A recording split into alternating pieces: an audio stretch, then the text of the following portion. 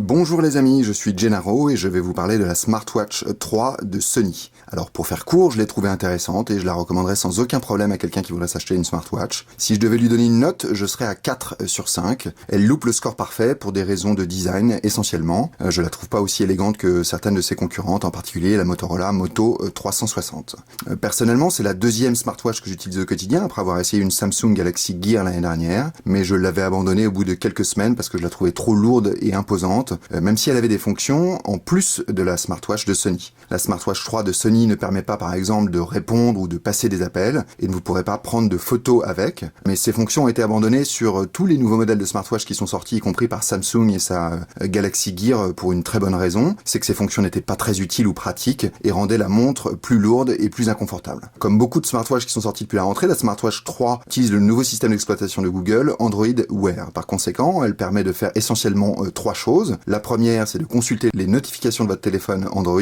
Alors c'est un vrai gain de temps et ça évite de sortir son téléphone à tout bout de champ. Bien sûr, vous pouvez couper ces notifications sur certaines applications histoire de filtrer ce qui va vous réveiller, et vous pouvez couper l'ensemble des notifications d'un seul geste sur la smartwatch pour pas être gêné par exemple pendant une réunion. Elle permet ensuite de contrôler votre téléphone à la voix. Évidemment, vous n'avez pas la place pour un clavier, donc si vous voulez prendre une note, envoyer un SMS ou demander un itinéraire, tout se fera en parlant. C'est pour moi un des principaux problèmes des smartwatches aujourd'hui, et pas uniquement celle-ci, c'est que vous avez intérêt à avoir une bonne diction et un environnement sonore pas trop bruyant. J'ai souvent des problèmes d'interprétation sur certains mots ou phrases, alors si vous devez recommencer 3 fois votre commande, ça devient vite énervant et au final, vous avez plus vite fait de sortir votre téléphone pour taper votre note ou demander un itinéraire au clavier. La troisième fonction principale de la smartwatch, c'est de pouvoir suivre vos activités physiques tout au long de la journée ou pendant que vous faites du sport. À noter que la Smartwatch 3 de Sony est la seule parmi les concurrentes récentes à être équipée d'un GPS et d'un gyroscope, ce qui va vous permettre de faire du sport et écouter la musique sans votre téléphone. En revanche,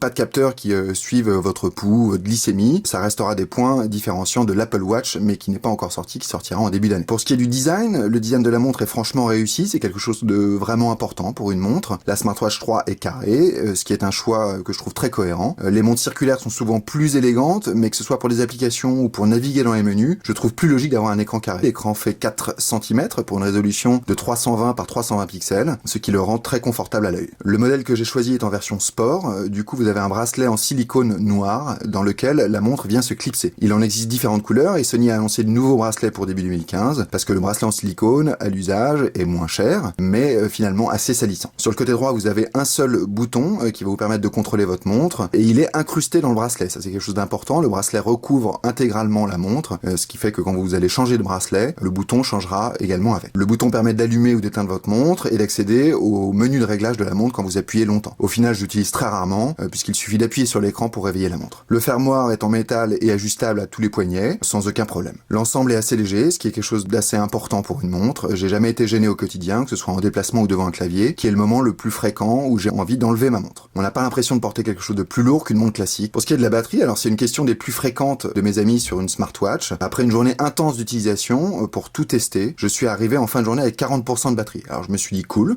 je vais pouvoir tenir 2 jours si je fais attention. Et puis j'ai fait le calcul et je me suis dit qu'il faudrait qu'elle passe une nuit plus une journée entière avant de retrouver une prise. Donc il va falloir vous y faire. Si vous voulez utiliser cette smartwatch, il faudra la recharger tous les soirs. Si jamais vous l'utilisez de manière intensive, il est même possible d'arriver en fin de batterie avant la fin de journée. Dans ce cas-là, le moyen le plus simple d'économiser la batterie, c'est de couper totalement l'écran, ce qui est possible d'activer dans le menu en appuyant longtemps sur le bouton de la montre. À noter que cette montre est résistante à l'eau jusqu'à 1,50 m pendant une demi-heure, ce qui explique sûrement que l'accès à la batterie est franchement pas très pratique. Pour ce qui est de l'écosystème, on est sur un écosystème Android Wear que j'ai trouvé rapide, la navigation est facile. Si vous tapez une fois sur l'écran, vous allumez Google Voice qui est proposé par défaut. Du coup, si vous voulez accéder aux applications, il faudra scroller jusqu'en bas du menu, ce qui peut être parfois assez long et c'est une des contraintes que j'ai pu voir sur Android Wear. Globalement, l'ensemble est franchement confortable. Je suis sûr que l'accès aux applications sera corrigé rapidement sur les prochaines versions d'Android Wear. Pour ce qui est des applications, il y a encore peu d'applications disponibles sur Android Wear. C'est quelque chose qui pourra s'améliorer au fil du temps. J'ai téléchargé quelques jeux et c'est pas ce que j'attends forcément d'une Smartwatch 3. Donc au global, sur les fonctions, je mettrai un 5 sur 5 parce qu'Android Wear est franchement bien fichu. Pour ce qui est du design, je mettrai un 4 sur 5 parce que à titre personnel, je préfère le design circulaire pour une montre et le fait d'avoir un bracelet qui soit pas recouvrant. Côté écosystème, je mettrai un 5 sur 5 là aussi, même s'il y a certainement des progrès à faire sur la reconnaissance vocale notamment. Voilà, c'était mon test de la Sony Smartwatch 3, j'espère que ça vous a plu. La Smartwatch 3 de Sony est disponible au prix de 229 € pour le modèle sport avec le bracelet en silicone. Si vous voulez des avis d'autres utilisateurs, je vous invite à vous connecter au site connexted.com qui est spécialisé dans les objets connectés. Et si vous avez des questions sur cette montre, laissez un petit commentaire, j'essaierai d'y répondre aussi rapidement que possible. Merci beaucoup, à bientôt.